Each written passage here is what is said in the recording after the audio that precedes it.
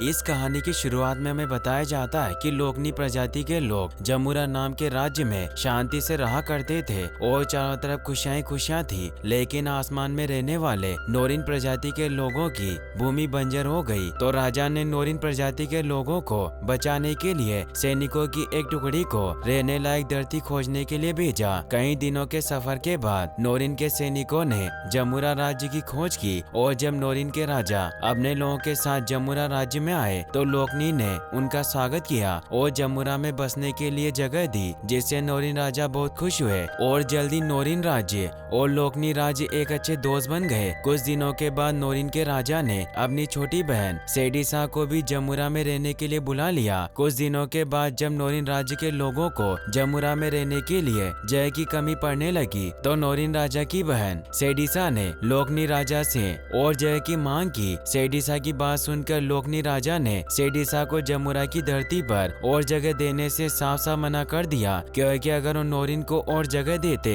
तो लोकनी लोगों को जगह की कमी पड़ने लगती। लोकनी राजा की बात सुनकर सेडिसा गुस्से में आ गई और उसने अपने सैनिकों के साथ लोकनी लोगों पर हमला कर दिया और हजारों लोगों को मौत के घाट उतार दिया। इस हमले में लोकनी राज्य के कई गांव पूरी तरह से बर्बाद हो गए और हजारों लोगों की जानें गई और इस प्रकार नोरिन और लोकनी राज्य के बीच का प्यार नफरत और दुश्मनी में बदल गया। नोरिन के राजा को जब अपनी बहन सेडिसा के इस नीच हरकत के बारे में पता चला तो उन्होंने सेडिसा को शाही परिवार से अलग कर दिया। सेडिसा को इससे बहुत गुस्सा आया और उसने अपने परिवार से बदला लेने के लिए अपने भाई और उनके पूरे परिवार को मारने का प्लान बनाया ताकि वो उनके बाद खुद नोरिन की नई रानी बन जाए। इसके बाद सेडिसा ने नोरिन रानी को जहर देकर मार दिया, लेकिन इससे पहले क्यों नोरिन राजा यानी कि अपने भाई को भी जहर देकर मारती, नोरिन राजा की छोटी बेटी रोने लगती है, जिसकी वजह से नोरिन राजा की नींद खुल जाती है और वो सेडिसा को रंगे हाथ पकड़ लेते हैं। रानी की मौत से राजा बहुत दुखी थे, लेकिन वो सेडिसा को मौत की सजा नहीं सुनाते बल्कि उसे नोरिन राज्य से हमेशा के लिए अलग कर देते हैं। अगले सीन में हम 15 साल के बाद का समय देखते हैं, जहाँ पर सेडिसा जमुरा राज्य से निकाले जाने के बाद एक नए शहर में आ गई होती है, जहाँ पर वो राजा को जमुरा राज्य के बेशकीमती खजाने का लालच देकर राजा और सेनापति से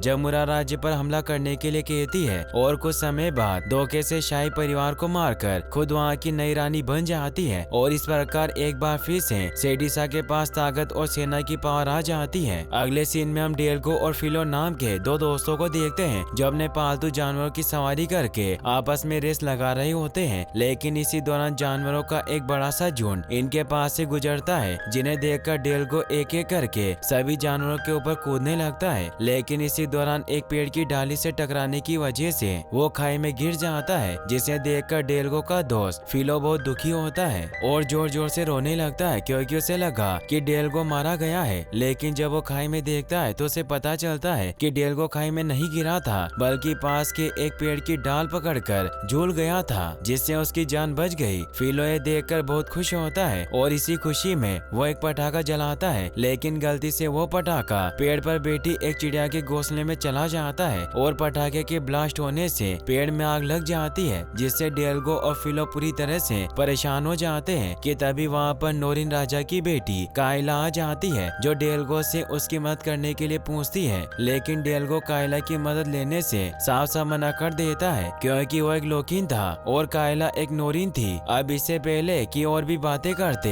डेल्गो पेड़ की जिस डाली को पकड़कर लटका था वो अचानक से टूट जाती है, जिसकी वजह से डेल्गो तेजी से खाई में नीचे गिरने लगता है। लेकिन कायला डेल्गो को खाई में गिरने से बचा लेती है और अपने साथ उड़ाकर ऊपर ले आती है। लेकिन यहाँ पर कायला का नेकलेस नीचे गिर जाता है, जिसे कायला नहीं देख पाती, लेकिन डेल्गो कायला के नेकलेस को देख लेता है। अब इससे पहले कि डेल्गो और कायला आपस में और भी बातें करते, वहाँ पर नोरिन राजा का सेनापति बोगाडस अपने साथियों के साथ आ जाता है, जो डेल्गो पर हमला कर देता है, क्योंकि उसे लगता है कि डेल्गो अपने दोस्त फिलो के साथ मिलकर राजकुमारी को नुकसान पहुंचाना चाहता है। लेकिन राजकुमारी कायला बोगाडस को समझाती है कि ऐसा कुछ भी नहीं है और वो बोगाडस के साथ वहाँ से निकल जाती है। अगले सीन में हम नोरिन राजा यानी कि कायला के डेट को देखते हैं, जो कायला को बॉर्डर पार करने के लिए डांट रहे होते हैं, क्योंकि इस समय नोरिन और लोकनी राज्य के बीच में दुश्मनी का माहौल होता है और अगर राजकुमारी बॉर्डर के उस पार जाएगी तो लोकनी राजा के लोग उन पर हमला भी कर सकते हैं। अपने डेट की बात बातें सुनकर राजकुमारी गुस्सा होकर वहाँ से चली जाती है। इसके बाद हम डेल्गो को देखते हैं जो अपने मास्टर के साथ स्टोन को कंट्रोल करने की ट्रेनिंग ले रहा होता है, लेकिन काफी कोशिश करने के बावजूद भी वो स्टोन को कंट्रोल नहीं कर पा रहा था। जिस पर डेल्गो के मास्टर उसे समझाते हैं कि अगर तुम स्टोन को कंट्रोल करना चाहते हो तो अपना पूरा ध्यान स्टोन के ऊपर लगाना होगा और तुम्हारा ध्यान भटकना नहीं चाहिए। इसके बाद मास्टर डेल्गो को एक बड़े से चमकते हुए स्टोन के पास ले आते हैं और उसे बताते हैं कि मैं स्टोन को कंट्रोल करने के लिए उनके ऊपर फोर्स नहीं डालता हूँ, बल्कि उन्हें आजाद छोड़ देता हूँ, जिससे वो मुझसे जुड़ जाते हैं और मैं बड़ी आसानी से उन्हें कंट्रोल कर पाता हूँ। और तुम्हें भी स्टोन्स को कंट्रोल करने के लिए कुछ ऐसा ही करना पड़ेगा। अगले सीन में हम रात का समय देखते हैं जहाँ पर नोरिन राज्य के सभी बड़े सैनिक साथ में बैठकर जुआ खेल रहे होते हैं, लेकिन सैनिकों की आवाज सुनकर जब वो कैंप से बाहर आते हैं तो उन्हें पता चलता है कि लोकनी राज्य के सैनिकों ने उनके ऊपर हमला कर दिया है, क्योंकि नोरिन राज्य के सेनापति बोगार्डस ने डेल्गो और फिलो को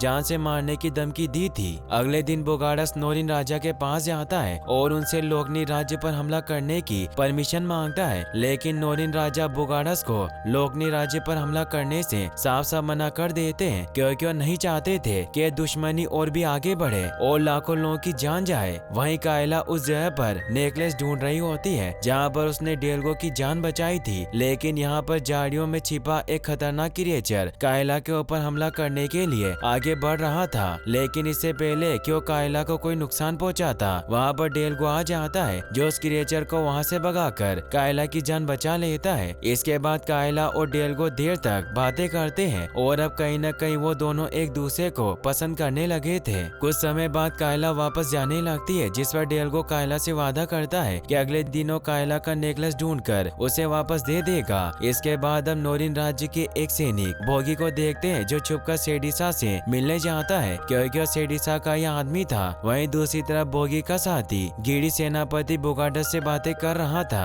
और बोगी गिडी साथ में मिलकर सेनापति बोगार्डस को राजा के सामने दोषी साबित कर देते हैं, क्योंकि वो नहीं चाहते थे कि बोगार्डस उनके लिए कोई मुसीबत खड़ी करे। नोरिन राजा बोगार्डस के दोषी साबित होने के बाद नोरिन राजा बोगार्डस को कैद करने की सजा सुनाते हैं। इसके बाद गिडी रात में छुपकर लोकनी राज्य में आ जाता है, जहाँ पर वो डेल्गो के स्टोन लाइब्रेरी को पूरी तरह से बर्बाद कर देता है। अगले दिन जब डेल्गो के मास्टर लाइब्रेरी का हाल देखते हैं तो अपने मैजिकल पावर की मदद से किसी तरह उसे ठीक करने की कोशिश करते हैं, लेकिन इस समय डेल्गो काफी ज्यादा गुस्से में था और वो नोरिन राज्य पर हमला करके उन्हें सबक सिखाना चाहता था। जिस पर मास्टर डेल्गो को समझाते हैं कि हर समस्या का हल युद्ध करना नहीं होता। यहाँ पर मास्टर डेल्गो को अपने मास्टर के बारे में भी बताते हैं कि किस प्रकार उनके मास्टर एक बहादुर और पावरफुल मास्टर थे, लेकिन फिर भी उन्होंने कभी भी जंग का रास्ता नहीं चुना। डेल्गो अपने मास्टर की बातों पर ज्यादा ध्यान नहीं देता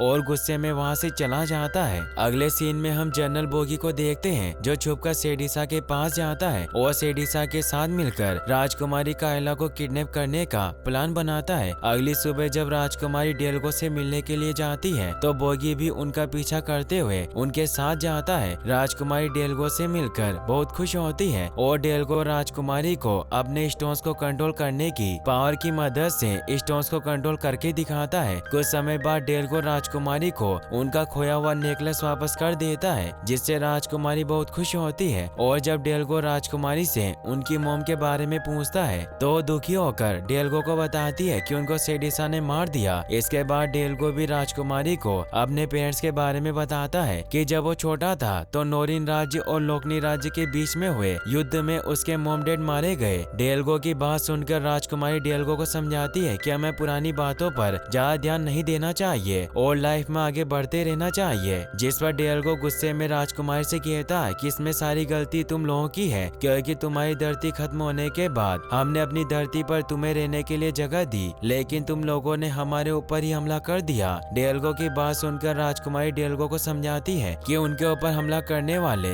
वो लोग नहीं थे बल्कि सेडिसा थी, लेकिन डेल्गो राजकुमारी की बातें नहीं सुनता, क्योंकि युद्ध में नोरिन राजा के सेना ने सेडिसा का साथ दिया था। और डेल्गो गुस्से में राजकुमारी से कहता है कि नोरिन राज्य और लोकनी राज्य कभी भी एक साथ नहीं रह सकते। जिस पर राजकुमारी बहुत दुखी होती है और वहाँ से चली जाती है। राजकुमारी को जाता देखकर डेल्गो को अपनी गलती का एहसास हो जाता है और वो राजकुमारी को रोकने की कोशिश करता है, लेकिन इसका कोई भी फायदा नहीं होता और राजकुमारी गुस्सा होकर वहाँ से चली जाती है। रास्ते में बोगी राजकुमारी पर हमला करके उन्हें किडनैप कर लेता है और नोरिन राजा के पास पहुंचकर उन्हें डिएगो के खिलाफ भड़काता है कि जरूर डिएगो ने ही राजकुमारी का किडनैप किया होगा। जिस बात पर गुस्सा होकर नोरिन राजा बोगी को डिएगो को किडनैप करके लाने का आदेश दे देते हैं। अगले सीन में हम डिएगो को देखते हैं जो अपने घर में सोया होता है और सपने में देखता है कि किस प्रकार वो बचपन में अपने मॉम डैड के साथ खेला करता था। लेकिन एक दिन अचानक से नोरिन राज्य के सैनिकों ने उनके ऊपर हमला कर दिया और उन्होंने डिएगो के सामने ही उसके मॉम डैड को मार दिया। तभी अचानक से डिएगो की नींद खुल जाती है और वो अपने सामने नोरिन राज्य के सैनिकों को देखता है जो डिएगो को बंदी बनाकर नोरिन राजा के पास ले आते हैं, जहाँ पर नोरिन राजा डिएगो से राजकुमारी के बारे में पूछते हैं, जिस पर डिएगो ने बताता है कि उसे राजकुमारी के बारे में कुछ नहीं पता। वहीं दूसरी तरफ हम राजकुमारी को देखते हैं जो एक कमरे में कैद होती है और लगातार मदद के लिए चिल्ला रही होती है, लेकिन यहाँ पर कायला की मदद करने वाला कोई नहीं था। वहीं दूसरी तरफ डिएगो को उसके दोस्त फिलो के साथ एक पिंजरे में कैद कर दिया जाता है, जहाँ पर इनके बगल में सेनापति बुगाडस भी कैद थे और बातों ही बातों में बुगाडस और डिएगो के बीच में राजकुमारी को लेकर बहस होना शुरू हो जाती है। डिएगो बुगाडस को बताता है कि उसने राजकुमारी को आखिरी बार नोरिन राज्य में वापस जाते हुए देखा था और अब यहाँ पर बुगाडस को बोगी के ऊपर शक होना शुरू हो जाता है कि जरूर बोगी ने ही राजकुमारी को किडनैप किया होगा। अगले सीन में हम राजकुमारी को देखते हैं जिन्हें सेडिसा के सामने पेश किया जाता है, जहाँ पर राजकुमारी सेडिसा से कहती है कि अगर तुमने मेरे साथ कुछ भी बुरा किया तो नोरिन राज्य के सैनिक तुम्हें ढूंढकर मार डालेंगे। जिस पर सेडिसा राजकुमारी को बोगी को दिखाते हुए हंसने लगती है क्योंकि नोरिन राज्य का सेनापति सेडिसा के साथ था और उसे डरने की कोई भी जरूरत नहीं थी। वहीं दूसरी तरफ डिएगो किसी तरह बहुत मुश्किल से पिंजरे से बाहर निकल जाता है और बुगाडस के साथ एक डील करता है कि वो बुगाडस को पिंजरे से बाहर निकालेगा और बदले में बुगाडस डिएगो और उसके दोस्त को कैद खाने से बाहर निकलने में मदद करेगा। इसके बाद बुगाडस और डिएगो किसी तरह गार्ड से बचते हुए कैद खाने से बाहर आ जाते हैं, लेकिन वहीं दूसरी तरफ लोकनी और नोरिन राज्य एक दूसरे के ऊपर हमला करने की तैयारी करना शुरू कर देते हैं क्योंकि नोरिन राज्य को लगता है कि लोकनी राज्य ने राजकुमारी को किडनैप किया है और वहीं लोकनी राज्य को लगता है कि नोरिन राज्य ने फिलो और डिएगो को किडनैप किया है। कैद खाने से बाहर निकलने के बाद डिएगो और बुगाडस साथ में मिलकर राजकुमारी को ढूंढने का प्लान बनाते हैं। अगले सीन में हम सेडिसा को देखते हैं जिसके सामने राजकुमारी को लाया जाता है क्योंकि सभी के सामने सेडिसा राजकुमारी के दोनों पंख काटने वाली थी, जिससे उसके सैनिकों में खुशी का माहौल होता है। यहाँ पर डिएगो भी फिलो और बुगाडस के साथ आ गया था और अब ये लोग किसी भी तरह राजकुमारी को सेडिसा की कैद से आजाद कराना चाहते थे। सेडिसा अपने सैनिकों से नोरिन राज्य पर हमला करने के लिए मोटिवेट करती है, लेकिन इसी दौरान फिलो गलती से एक टब को नीचे गिरा देता है, जिससे सेडिसा को फिलो और डिएगो के वहाँ होने का पता चल जाता है और अपने सैनिकों को उनके ऊपर हमला करने का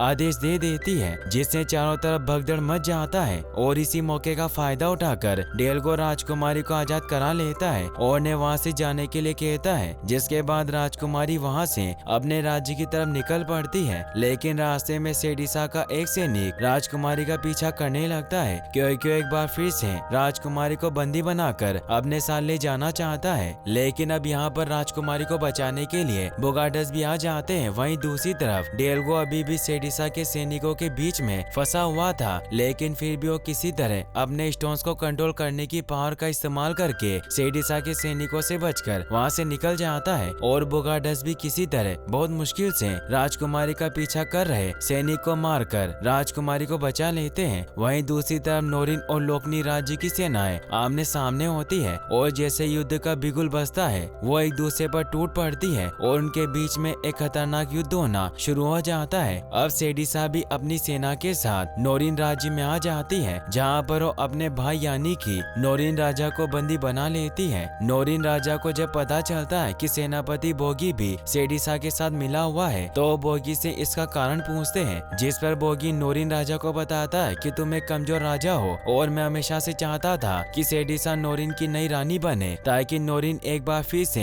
एक पावरफुल राज्य बन जाए। अब इससे पहले कि बोगी नोरिन राजा को कैद करने के लिए अपने साथ ले जाता, वहाँ पर बुगाडस आ जाता है जो बोगी पर हमला कर देता है और बोगी और बुगाडस के बीच में एक खतरनाक फाइट होना शुरू हो जाती है। वहीं दूसरी तरफ राजकुमारी जब डेलगो को दुश्मनों से घिरा हुआ देखती है तो डेलगो को लेकर किसी तरह बचकर वहाँ से निकल जाती है। अब बोगी और बोगाडस लड़ते लड़ते पहाड़ की ऊंची चोटी पर आ जाते हैं, लेकिन बोगी बोगाडस के सामने ज्यादा देर तक टिक नहीं पाता और मारा जाता है। राजकुमारी डेलगो के साथ अपने डेट को ढूंढ रही होती है, लेकिन इसी दौरान सेडिसा का एक सिपाही छुपकर डेलगो पर तीर से हमला कर देता है। लेकिन इससे पहले कि वो तीर डेलगो को लगती, वहाँ पर बोगाडस आ जाता है जो तीर के सामने आकर डेलगो की जान बचा लेता है। लेकिन इस दौरान तीर लगने की वजह से बोगाडस मारा जाता है, जिससे राजकुमारी और डेलगो बहुत दुखी होते हैं। वहीं दूसरी तरफ सेडिसा नोरिन राजा की जगह खुद नोरिन की नई रानी बन जाती है। अब बोगाडस की मौत से दुखी डेलगो गुस्से में आसपास की सभी चीजें तोड़ना शुरू कर देता है, जिस पर राजकुमारी डेलगो को शांत कराती है और उसे समझाती है कि इस समय सिर्फ वो ही इस तबाही को रोक सकता है और नोरिन राजा की जान बचा सकता है। डेलगो राजकुमारी की बात मान जाता है, जिसके बाद वो नोरिन राजा को सेडिसा के केस से छुड़ाने का प्लान बनाता है। डेलगो अकेले नोरिन राज्य के महल में नोरिन राजा को बचाने के लिए निकल पड़ता है, लेकिन सेडिसा के सैनिक डेलगो से काफी ज्यादा पावरफुल थे। लेकिन फिर भी किसी तरह डेलगो उन सैनिकों का सामना करता है। डेलगो को अपने सैनिकों के सामने कमजोर पड़ता देखकर सेडिसा बहुत खुश होती है। वहीं दूसरी तरफ फिलो डेलगो की मदद करने के लिए जंगली जानवरों के साथ आगे बढ़ रहा होता है और राजकुमारी भी नोरिन राज्य के नए सेनापति को सेडिसा का प्लान बता देती है, जिसके बाद वो लोकिन राज्य पर हमला करने के बजाय उनकी मदद करने लगते हैं, जिससे युद्ध रुक जाता है। वहीं दूसरी तरफ अब सेडिसा नोरिन राजा के पंख काटने वाली होती है कि तभी वहाँ पर डेलगो अपने स्टोन्स को कंट्रोल करने की पावर की मदद से सेडिसा के सैनिकों को भ्रमित कर देता है और इस दौरान महल की दीवार भी गिर जाती है, जिससे सेडिसा के सारे सैनिक मारे जाते हैं और सेडिसा भी नीचे गिरने लगती है। लेकिन डेलगो सेडिसा को ऊपर खींचकर उसकी जान बचा लेता है। अब यहाँ पर राजकुमारी भी आ जाती है, जो नोरिन राजा यानी कि अपने डेट से मिलकर बहुत खुश होती है। लेकिन यहाँ पर सेडिसा मौका देकर राजकुमारी के ऊपर हमला कर देती है, लेकिन अपने मोम के नेकलेस की वजह से राजकुमारी को कुछ भी नहीं होता और वो गुस्से में सेडिसा को मारकर नीचे गिरा देती है, जिससे उसकी वहीं पर डेथ हो जाती है। सेडिसा की मौत के बाद नोरिन राज्य और लोकिन राज्य के बीच की सारी गलतफहमियां भी दूर हो जाती है और सभी लोग साथ में मिलजुल कर रहने लगते हैं और यहीं पर इस मूवी की हैप्पी एंडिंग हो जाती है। गाइस, अगर आप भी ऐसी और वीडियोस देखना चाहते हैं तो एंड स्क्रीन पर क्लिक करके आप इन वीडियोस को भी वॉच कर सकते हैं। साथ ही इस वीडियो को लाइक और चैनल को सब्सक्राइब करने के लिए आपका तहे दिल से शुक्रिया। Thanks for watching.